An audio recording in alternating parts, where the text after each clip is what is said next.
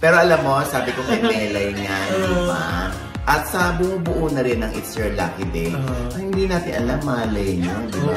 Kayo ang maging pre-programming ng It's Showtime. Magkakaroon na tayo ng chef actor. Ay, sino to? Ang hirap nun, Alden, ha? Pero inispitan siya kasi wala siyang tsinelas. Wala na akong tsinelas.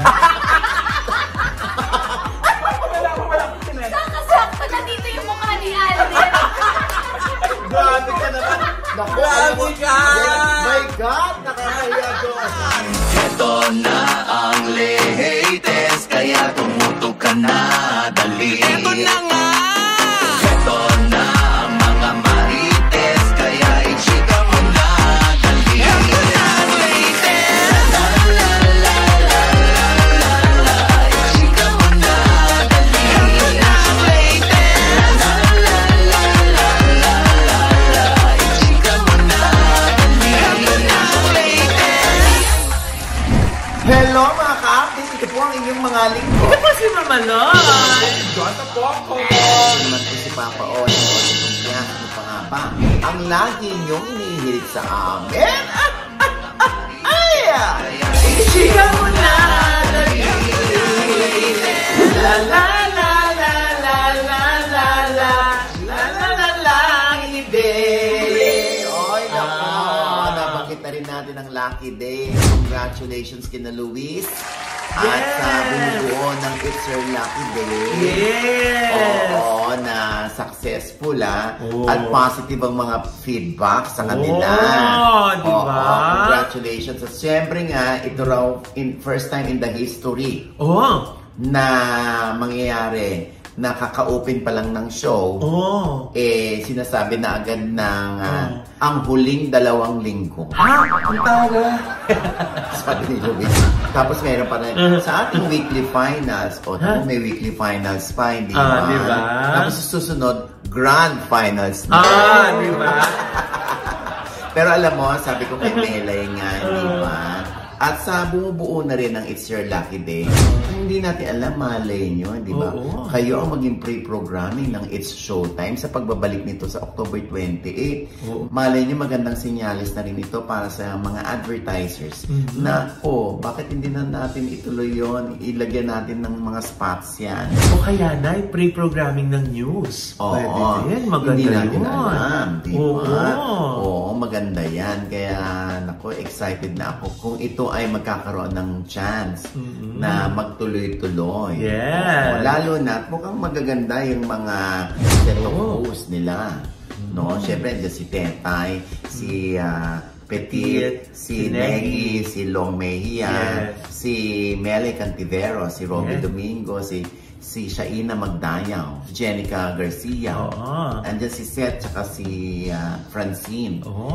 Andyan din si Blight, di ba? Meron din yata araw si Blight dyan. Tsaka si Kyle Echari. Nalilingit pa tayo dyan. Hindi ba? Why not? Baka may araw din tayo dyan na. Kaya nga. Pero sasabihin tayong may araw din kayo. Parang yung nag-viral. Parang yung nag-viral na ano mo. Yung nag-viral na sa workshop. Diba may araw ka din? Oo nga, nakakaloka. Diyos ko. Diba? Baka sabihin naman nila, sinasaktan ko mga bata, hindi po ginaganon.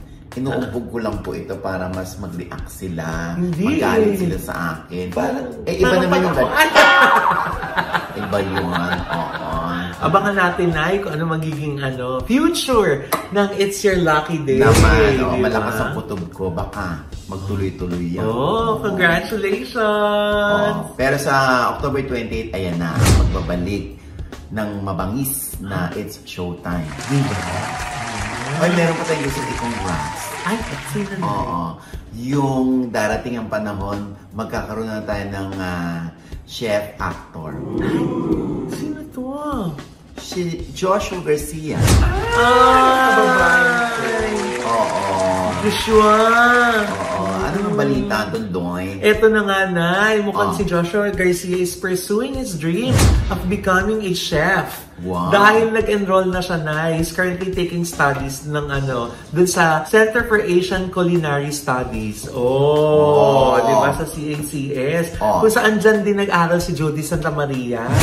Kaya siguro dahil nagkasama sila sa Unbreak My Heart, baka na-encourage si Joshua na mag-take ng formal classes sa cooking. Ayan, gumawa pa nga siya na ng sarili, dedicated na Instagram account.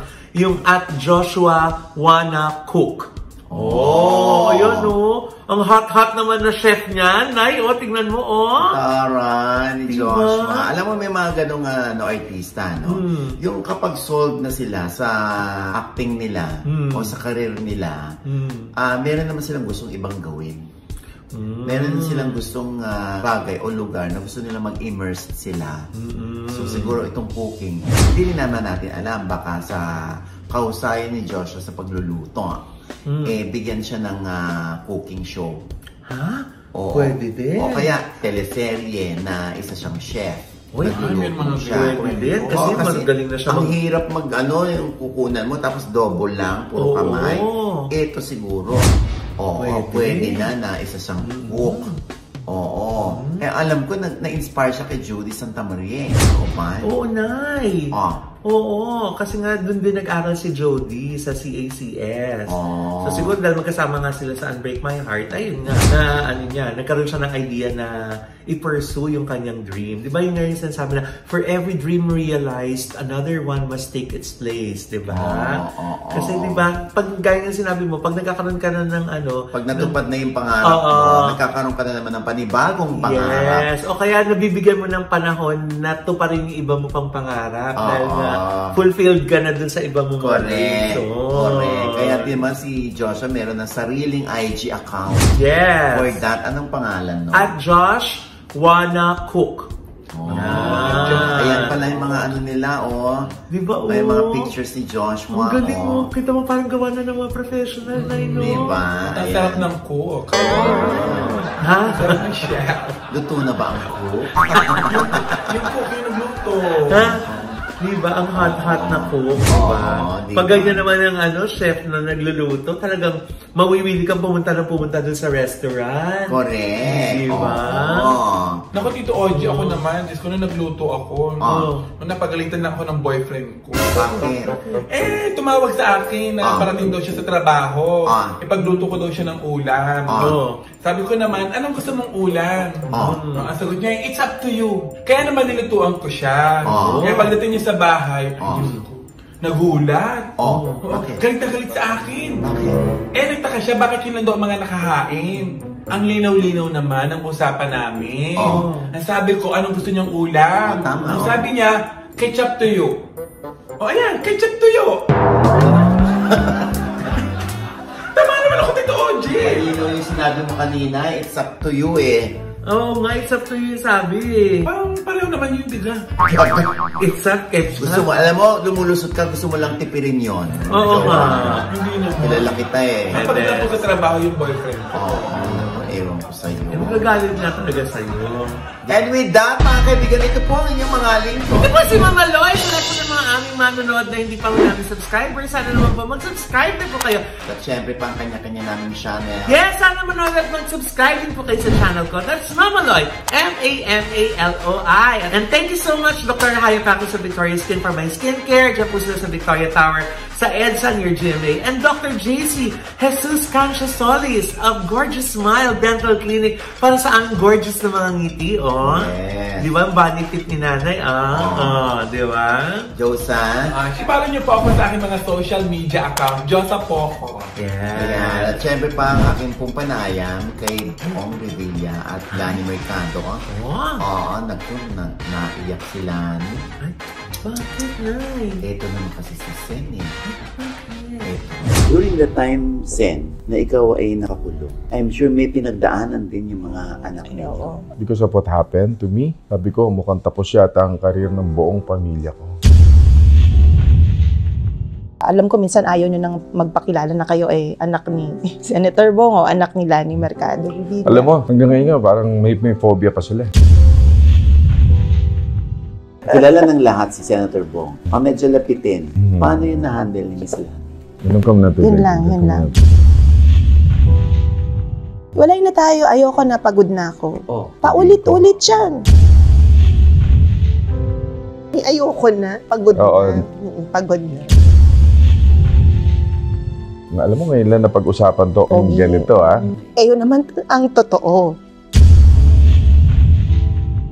Sabi ko, Lord, ano ba itong nangyayari sa buhay namin? Ang daming pagsubok. Gusto na namin sumuko.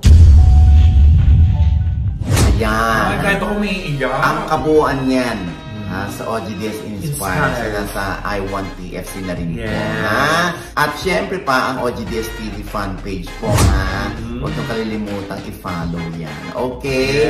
Syempre, ito pa rin po yung lingkod. Pampaosing OGDS na lagi nagsasabi at nagpapaalala sa inyo na sa tuwing gigising po tayo, tuwing umaga, huwag po tayong makakalimot na magpasalamat sa Panginoon dahil tayo kanyang ginising. Ibig sabihin, may mission pa rin po tayo sa buhay. Sabay sabing, every gising is a blessing! At ano pa nga ba ang lagi niyong inihirit sa amin? Pabili nga po! Ay! Ano ba yan? Ay! Ay! Yan! Pabili ko kami. Kandila? Bakit meron ka niyan?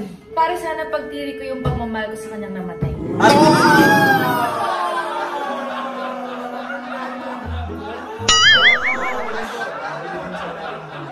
Ay, bakit? Kasi sisindihan ko lang po yung buhay ko na nagdilim simula nung iwan niya.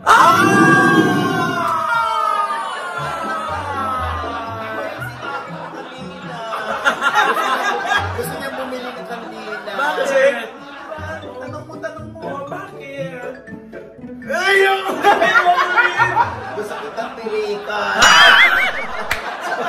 Akala ko gusto akong kita para mategi na ako. Ayan. Ay, Oh my nako! God! Oh my God! Isang malaking karangalan ang maging panauhin ang mga bida ng 5 breakups and a romance. Yes! Siyempre, Alden Richards and Julia Montez.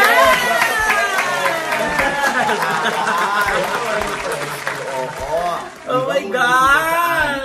Oo! Oy, nako, Diyos ko. Parang hingal na hingal sila sa Kapo promo. Ang sipag! Oo. Nay, sobrang sipag! Oo. Eh, masarap kasing paghirapan i-promote talaga ang isang proyekto na proud ka po. So, talagang wala po sa amin yung pagod. Oh. Eh, syempre, ito para sa mga magsing-irong. Yan. Lalo na yung mga nag-i-split-split. Kwentong pag-ibig. Oo. Nakakaiba! Sabi nila, Oo. di ba? Eh, Kakaiba. syempre, kung mga ganyan, naku, yan na naman. Diyos ko, paiinlabi na naman ako. Parang love story na naman. Ganyan, paano yung maihimok ng pelikulang ito? Yung mga manood ulit ng pelikula sa sinehan. Oo nga. Ano bang meron ng pelikulang ito para pasukin nila? Yung alam mo yung hindi naman pang sine lang ang dala nila, pati pang snacks, pati pang shopping nila. Yung experience po kasi, di ba, syempre, nakakamiss yung may kasama ka, may kapaluan ka sa tabi, kapag may nakikita kang eksena na mapapakilig ka o mapapaiyak ka, may masisisigo ka. May masisigo ka pag nagulat ka. May kasama ka. Ganun kasi ako manood ng sine. Kaya walang sumasama sa akin.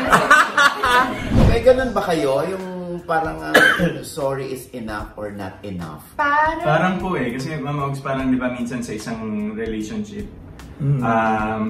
napakadaling magsabi ng sorry. Pero minsan yung iba kasi ginagamit lang yung salitang sorry para matapos lang yung issue. Pero kumbaga wala siyang closure. So, pero dito, hindi mo alam kung hanggang kailan. hanggang kailan. So dito po sa pelikulang to,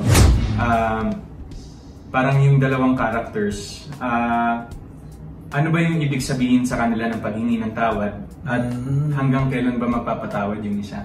Oo. Yung iba kasi mayaman sa pagsasorry. So mayaman din sa paggawa ng kasalanan. Yeah. Kasi nga laging napapatawad. Di ba, Diyos, ha? Yes, sakit na yan! Sakit na yan!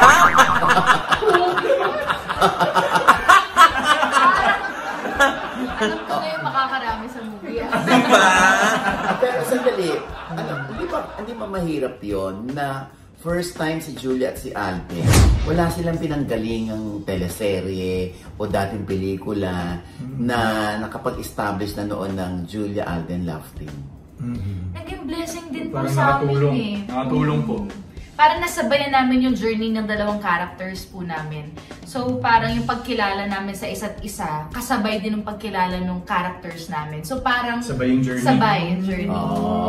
Kailangan ba nila magbaon ng panyo o ng tuwalya o kumot? May mga ganyang ano eh. Lakas, feeling ko mas more on lakas ng loob, Mama. Ay, talaga? Opo, kasi parang siyempre, medyo may reality check po itong pelikula namin. Kasi talagang nangyayari siya sa mga relationships. Kumbaga, para dun sa mga in denial, di ba? Minsan yung mga ayaw kang harapin ng mga issues sa relasyon. Yes, po. Eto ngayon, in your face, papakita sa'yo. Naku, teka lang, kinabahan tuloy ako. Pag pumasok ba kayong magjowa dun sa loob ng sinahan, paglabas niya magjowa pa rin ba kayo? Yan ang tanong! Kasi it's either it can make you or break you. Kaya malalakas na loob yung kailangan.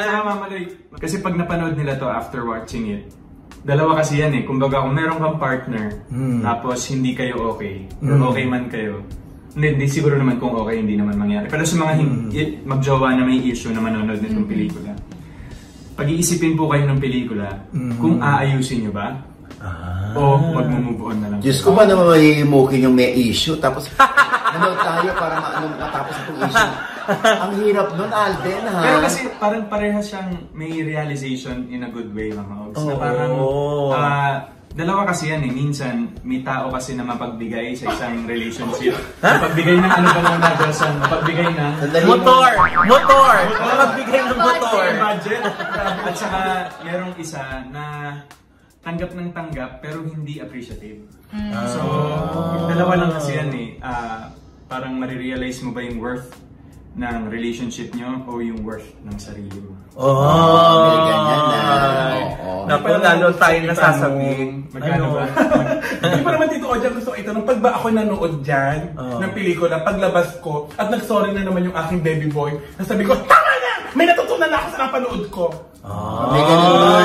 Pwede din eh. Kasi yun nga yung maganda po sa movie, may lesson din siya. Hindi lang porket may boyfriend ka lang or may girlfriend ka lang. May lesson din para sa mga single na tao. Sa mapapatanong ka kung nilaban mo ba yung noon or kung magkakaroon ka ba ng relationship, ilalaban mo ba siya ng sobra-sobra dahil mahal mo yung tao. Yes. So, pwede rin. Parang maraming realizations dito doon sa pelikula niyo na nasa-sense ko na parang ma-realize mo sa sarili mo kung paano pag-ibig yung gusto mong magkaroon at saka paano mong gustong mahalin ka. Yes. Paano mong gustong tapusin. Yeah. Kung paano, kung hindi na rin healthy, paano mong gustong tapusin. Paano ba pwedeng tapusin? Ang dami.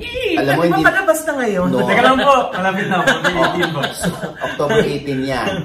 Pero syempre, merong eksena rito talaga hindi makaka-relate si Josa. Dahil wala nga yung eksena rito nun. Yung inisplitan siya kasi wala siyang tsinelas. Wala na po akong tsinelas. Sakto na dito yung mukha ni Alden. Grabe ka naman! Grabe ka! My God! Nakakahiya, Josa! Pinatay po ako. Nay, parang feeling ko, inaagaw lang niya. Gusto niya tuksoy natin siya si Mokang. Mokang, oo nga. Alam mo siya, hindi ba si Mokang. Paa. Uy, anong story? Wala sa isip. Naku! Ito nga dyan, nakakaya. Uy, tinaas mo naman yung paa dito. Nakakaloka. So, paano hindi ka isplitan? Okay lang yung nakapaa ka, pero yung naaamoy? Nakailangan nga ako. Masaya lang tayo. Nakakaloka. Once entangled, particles will always have an effect on each other. Kahit gaano sila kalayo sa isa't isa. Yung mensahe po na gusto namin iparating sa kanila is more of yung realidad ng pag-ibig na hindi lahat masaya, hindi lahat masarap. Pero yung mga pagdadaanan. Pero kayo ba, meron ba kayo natandaan o nagmarka sa isip at puso ninyo na minsan ay binrake kayo or nakipag-break kayo at hindi niyo makalimutan? Siguro more than sa break-up na term po, mas heartbreak. Heartbreak.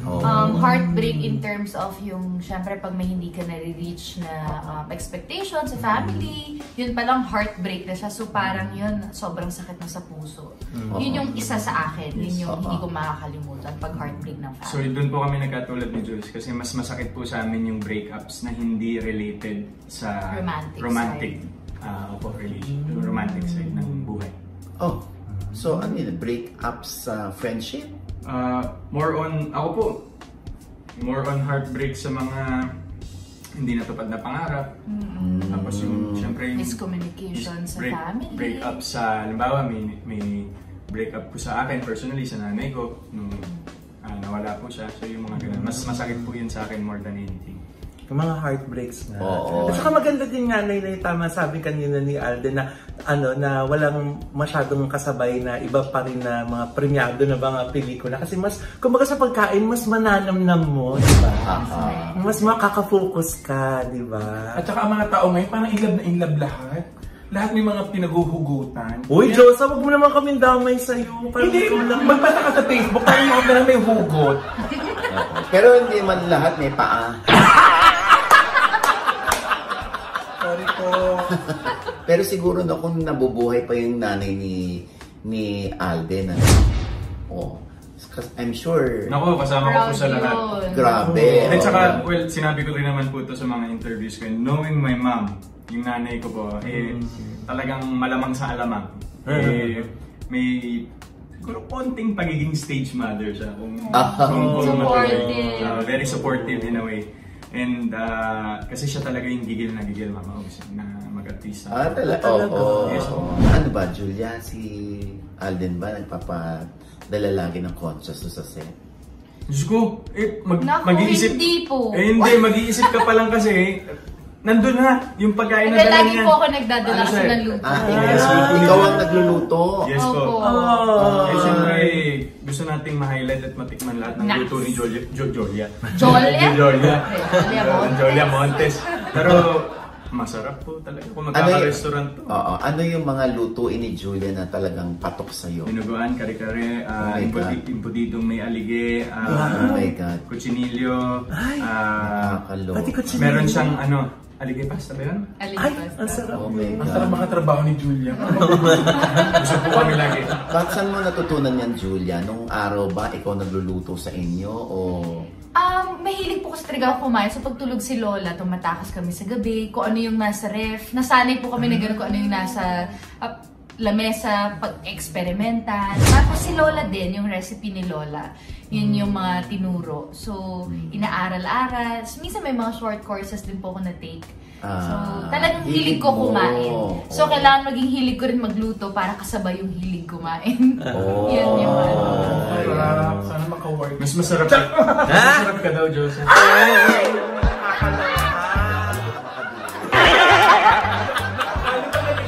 Hindi mo na ako bitawan.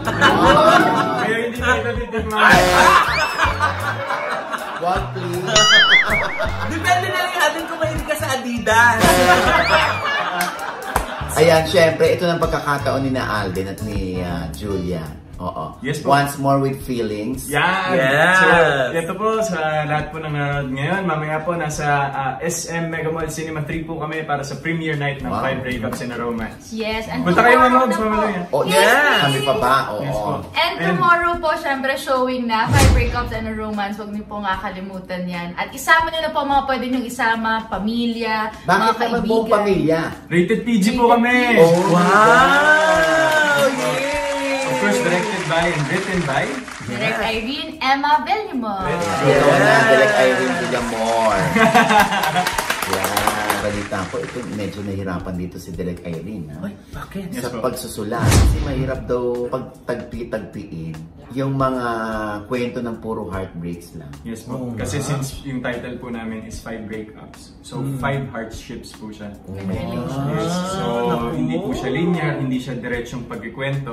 Para binibigyan po natin ng opportunity yung mga manonood na mag-imagine. Ano kaya nangyari sa kanila? Paano sila napunta sa ganong estado? Ayan. Yung mga what ifs, May mga no? what ifs. Oh my God! Oo, panonoorin natin yan, promise. Yes. At syempre, dito i-review natin yan. Yes. Kung maganda o kalait-lait. Alam mo naman si Papa O. Diretso. Credible. Diba?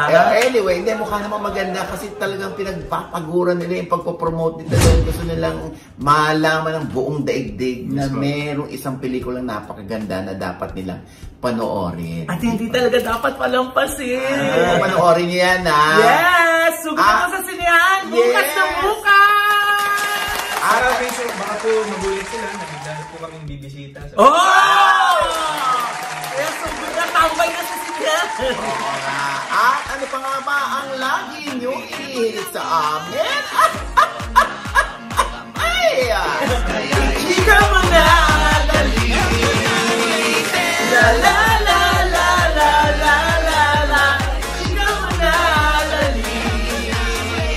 La la la la la la la la.